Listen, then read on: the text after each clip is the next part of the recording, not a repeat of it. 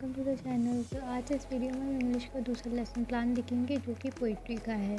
तो सबसे पहले मैंने यहाँ पे डेट मेंशन किया है, सब्जेक्ट इंग्लिश, सब सब्जेक्ट हमारा पोइट्री। टॉपिक जो मैंने यहाँ पे लिया है वो विंड चैप्टर लिया है पोइट्री का।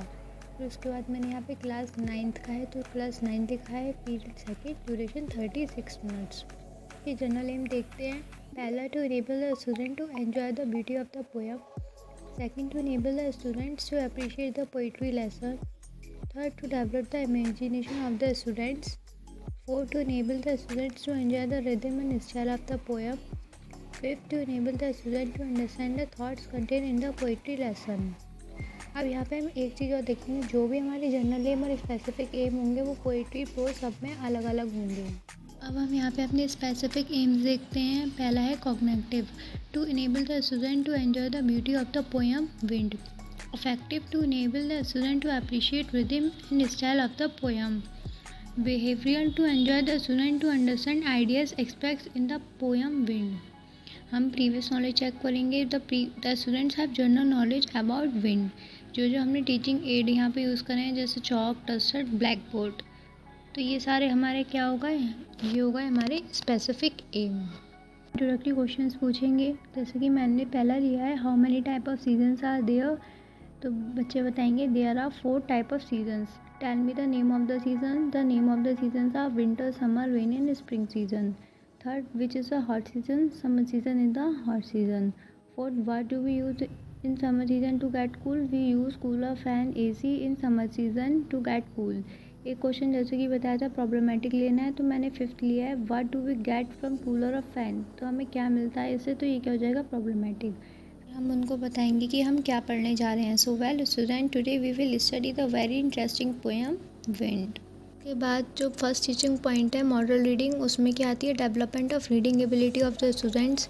फिर pupil teacher activity, the pupil teacher will read the stanza aloud with correct pronunciation, intonation, rhythm and style। तो जहाँ से ही मैंने पैरा लिया है मैंने वो लिखा है, मैंने विंड से एवरीडे लिया है तो मैंने वो लिखा है। Second, student activity, the student will listen to the teacher carefully and attentively. Teaching method क्या है हमारा, reading method. Evaluation, reading ability of the student has been developed. Point है imitation reading, development of reading ability of the student. The pupil teacher will ask the student to read the stanza with correct pronunciation, intonation, rhythm and style। फिर students क्या करेंगे, the student will read the stanza aloud with correct pronunciation, intonation, rhythm and style। ये reading method हो जाएगा। Reading ability of the student has been developed. फिर आता है हमारा प्रोनाउंसिएशन ड्रिल। फिर जो पैरा हमने पढ़ाया उससे रिलेटेड हमने कुछ वर्ड्स लिया, हम उनका प्रोनाउंसिएशन बच्चों को करके दिखाएंगे। To improve the pronunciation skill of the student, the pupil teacher will do the task of pronunciation drill of some difficult words, जैसे wind हो गया, scatter, firmly, shelf, strong। The student will understand the meaning of difficult words, इसलिए listening and speaking। The student have been able to pronounce the words correctly। फिर जब हम ये काम black board पे करेंगे तो यहाँ पे मैंने साइड में ब्लैक बोर्ड भी बनाया हुआ है। फिर नेक्स्ट आ जाता है exposition of difficult words, development of English vocabulary of the student. The people teacher will explain the difficult words, the student will understand the meaning of difficult words. फिर आ जाएगा listening and speaking method, the vocabulary of the student has been enriched. आज मैंने difficult words लिए हैं, उनका पहले meaning लिखा है, फिर उनका डिवाइस लेकर उनसे पूछा है कि क्या क्या इसका आंसर होगा। जैसे विंड हवा, सिनोनियम ब्रीज, स्कैटर बिखेर देना, अपोजिट कंबाइन, फर्मली मजबूती से, सिनोनियम टाइटली, शेल्फ अलमारी का खाना, सिनोनियम रैक, स्ट्रॉन्ग मजबूत, अपोजिट वीक। टीचिंग मेथड हमारा listening and speaking method. Evaluation, the vocabulary of the student has been entered. तो ये काम हमें ब्लैक बोर्ड पर करना होता है, इसलिए हमने यहाँ पे क्या लगाया, ब्लैक बोर्ड लगाया है, जैसे कि आप देख सकते हैं। उसके बाद आता है हमारा रीडिंग अलाउड विद एक्सप्लेनेशन। अब हमने सारा प्रोनाउंसिएशन कर लिया, डिफ़िकल्ट वर्ड्स कर लिया, उसके बाद हम जो पैरा हमने लिया है उसको एक्सप्लेन करेंगे। तो development of reading and explaining ability of the student, the people teacher will give the model reading of the stanza with explanation. Student क्या करेंगे, लिसन करेंगे टीचर को केयरफुली एंड अटेंटिवली, ये लेक्चर मेथड हो जाएगा। Explaining ability of the student has been developed हो जाएगी। तो यहाँ पे देख सकते हैं मैंने ये पैरा लिया है, इसको एक्सप्लेन किया था सारा, ये सब मैंने यहाँ पे एक्सप्लेन करा था। फिर उसके बाद है comprehension questions, development of comprehension ability of the student means जो हमने पैरा पढ़ा है उससे रिलेटेड हमने फिर उनसे क्वेश्चन पूछे कि बच्चों को समझ में आया है या नहीं आया है। The people teacher will ask the following question, the student क्या करेंगे, आंसर करेंगे। Question answer method, the comprehension ability of the student की क्या होगी, डेवलप्ड होगी।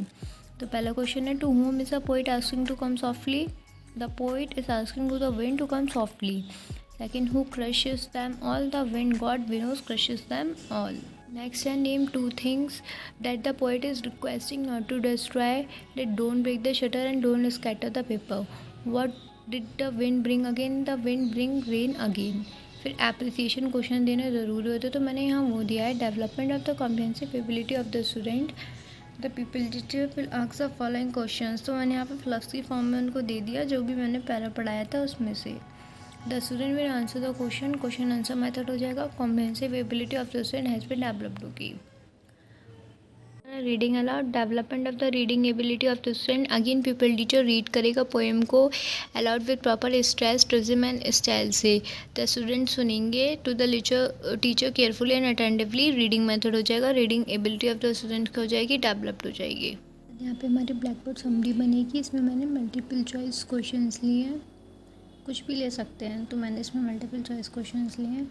फिर रिकैप क्वेश्चंस जो मैंने पूछे थे वही। नेक्स्ट, होम असाइनमेंट देना ज़रूरी होता है, तो मैंने इसमें 5 लाइन्स दी हैं कि आप लोगों को विंड पे लिख के लानी है।